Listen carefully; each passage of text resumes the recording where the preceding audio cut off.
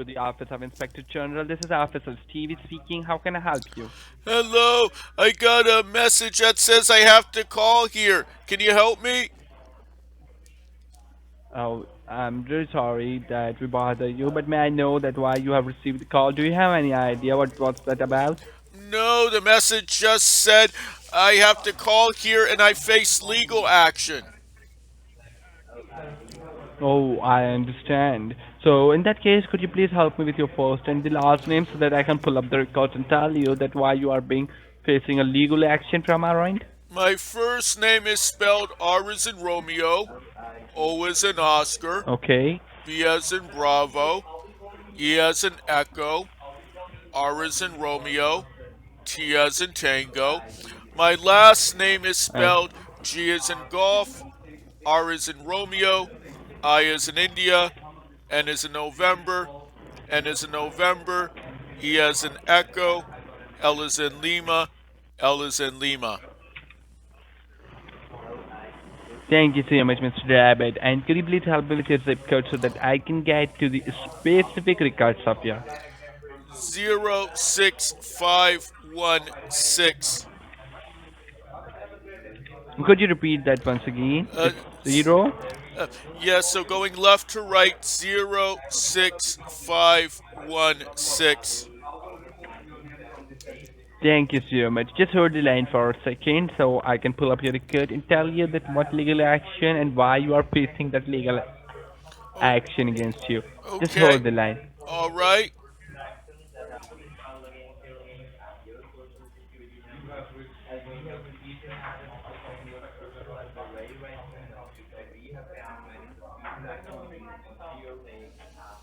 Thank you for holding the line, Mr. Uh huh. Robert. The reason we were trying to reach you is to notify you that there are some criminal allegation has been filed against your name and it has been found suspicious for fraudulent activity in the state of Texas. We have got an order to suspend your social right away and right now. So do you have any idea about this? Do you have something to say about this?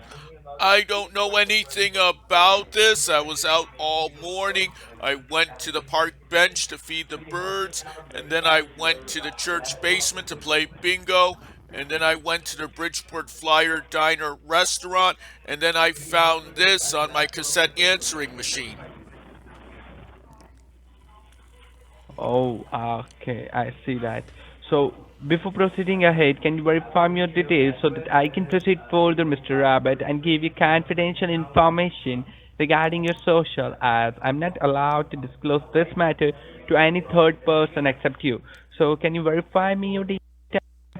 My date of birth, I was born a poor child, December 19th, year of our Lord, 1932. I was born 1 month after Franklin Roosevelt was elected president and during the height of the Great Depression. Okay, understand. And could you, in the end, last verify me your last four date of social so that I can make sure that I'm providing this information to the correct person? 1922. It's 1922. Thank you so much. Just hold the line while I'm pulling up your case file, Oh, just a tiny Mr. thing. Rabbit, okay? Just a tiny thing. My social worker, Dr. Watts, says when I talk to Social Security, I should ask for a name and a badger number. You said your name a bit fast for me. Okay, no worry. So you can note down my name. You should grab a piece of a paper and should note down my name. It's Steve Mehar speaking this side with the batch ID MIK0128. Okay, so M is in Mike, I is in India, K is in Kilo, 0128, and you said your last name was Maher? It's MEHAR. It's M as in Mike, E as in Echo, H as in Hotel, A as in Alpha, R as in Romeo. Okay, and what was the first name? It is Steve, Steve, Steve. Okay, uh huh.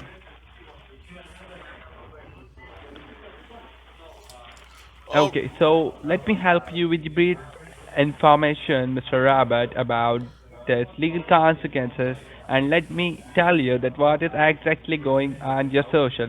But before that, with the last four digit, currently we have 80 citizen, and I'm not able to differentiate which file belongs to you.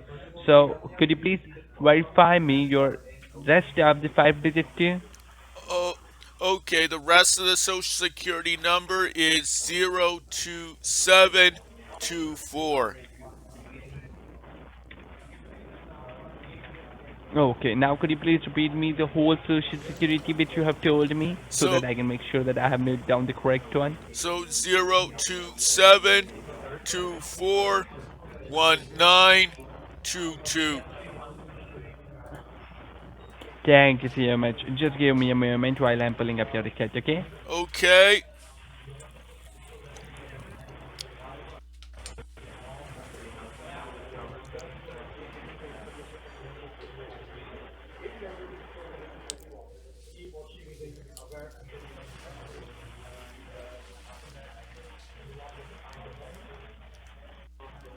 Thank you for holding the line, Mr. Rabbit. Uh-huh.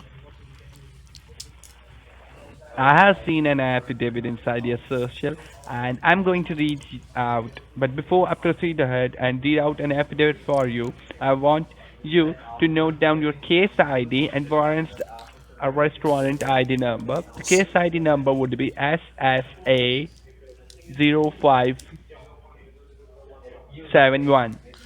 So kiss ID, do you mean someone's going to kiss me? So there is, as I told you in the very first starting of the call, that there is going to be filed a case against you Oh, a and on your name case. in the state of Texas. Oh, Right, so that was yes in Sierra, S in Sierra, A is in Alpha, 0571. right. And the arrest warrant ID number is LID, L as in Lima, I as in India, D as in Delta, 707. Okay, uh-huh.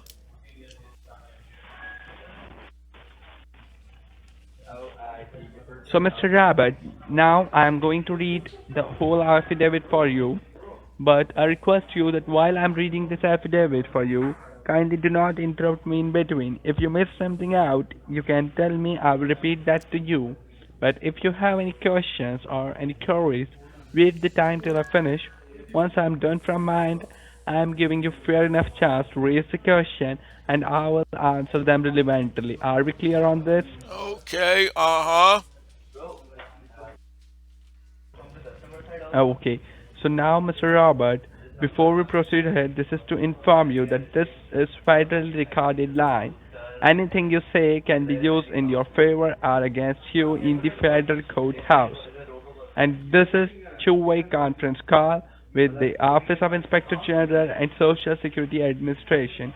So be honest as much as possible, okay? Okay. Okay. So have you ever been to the state of Texas before, Mr. Robert? Yes, I worked in Dallas at the Texas School Book Depository in 1963, and then there was a little incident in November, and my friends Lyndon Baines Johnson and Sam Giancana gave me some money to move out of state. And then in 1980, I moved back to Texas, to Parker, Texas, and I worked at the South Fork Ranch. And then there was a little incident with my boss, J.R. Ewing, and his sister in law gave me some money. So I moved out of Texas again in 1980, and I have not been back there since then.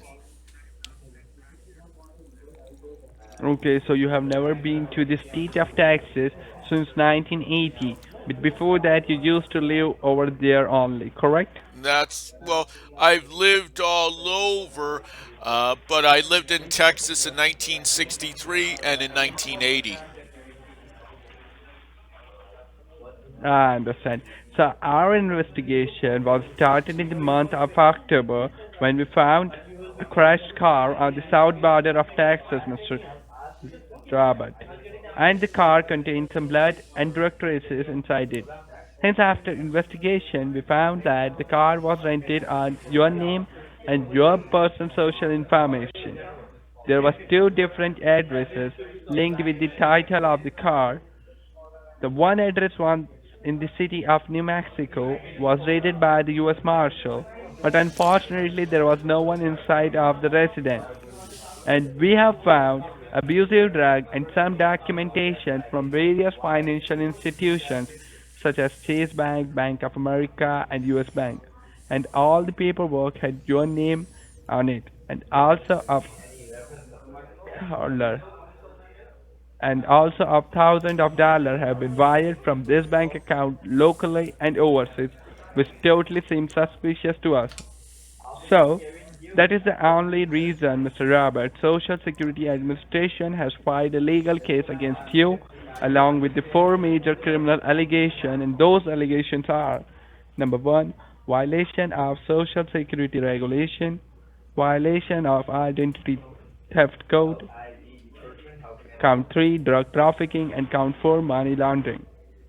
As Mr. Robert, we are having a very short period of time as this matter is going to legally register into the federal courthouse, and whatever has been done on your identity was total against the law of the United States Treasury Department. So we have to issue an arrest warrant on your name, and we have to suspend your social right away, right now.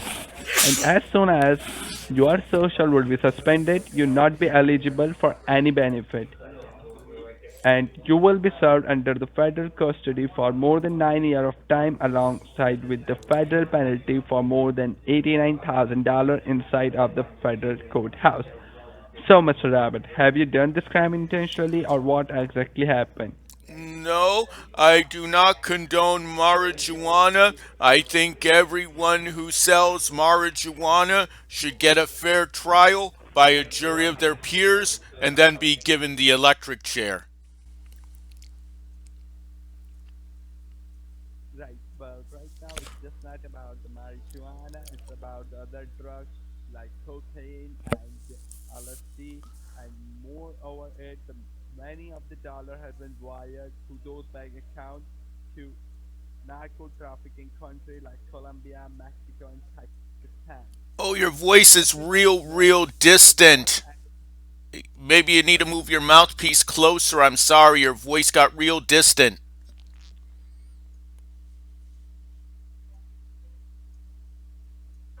so now can you hear me clearly, Mr. Robert?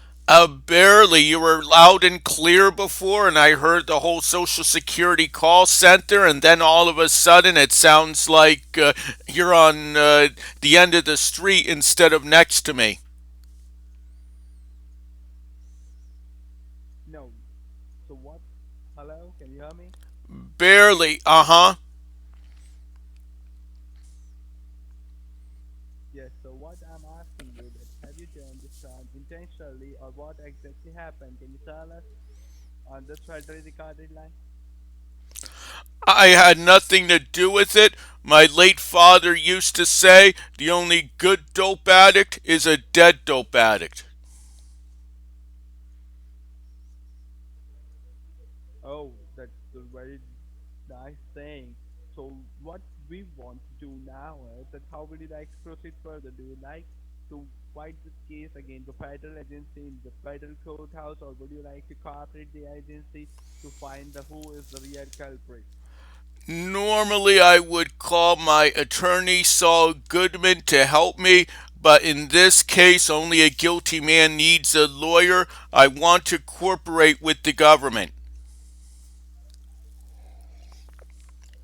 Okay, so in that case, what I'm going to do is first is that we are going to file a asset verification form for you so that we do have an idea that what is the real holding, what is the legal holding of yours which is known to you, and which is the illegal holding which is in the name but does not have any information about that to you.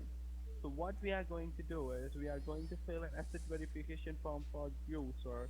And Mr. Rabal, as I told you that there are more than 16 accounts which we have found with many other properties in New Mexico and other.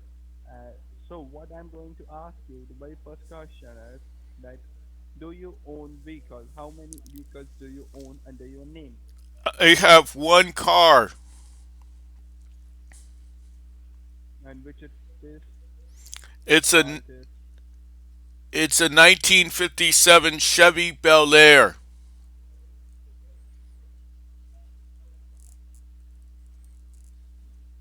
Okay, and how many banking institutes you bank with? I only bank with Milford Bank. Okay, and do you own a card, credit card, or do you own any kind of insurance or something like that? I only have a debit card connected to my bank checking account. 10 years ago, I had a major credit card, and then someone from Pakistan called me and he offered this big giant bottle full of pills for my reptile dysfunction for only $10, and he never sent me the bottle of pills, and he maxed out the credit card, and I learned my lesson. I canceled the credit card. I never had a credit card again, and I never talked to a scammer ever again. Okay, so you are saying that somebody from Pakistan called you and you have provided all of the credit card details to him a year ago. That's right. I was expecting a big bottle of pills for my reptile dysfunction, and I never got those pills. Oh, I'm really sorry to hear that. And what I would like to tell you, Mr. that kindly don't answer such calls from anywhere from Pakistan or any other country who is giving you any kind of bottle of pills or saying you that you have been found guilty in the state of Texas because all those are scams. Okay, Okay. that's great, sir. And now just disconnect the call. Thank you for your time. Have a nice day. You too. Bye bye.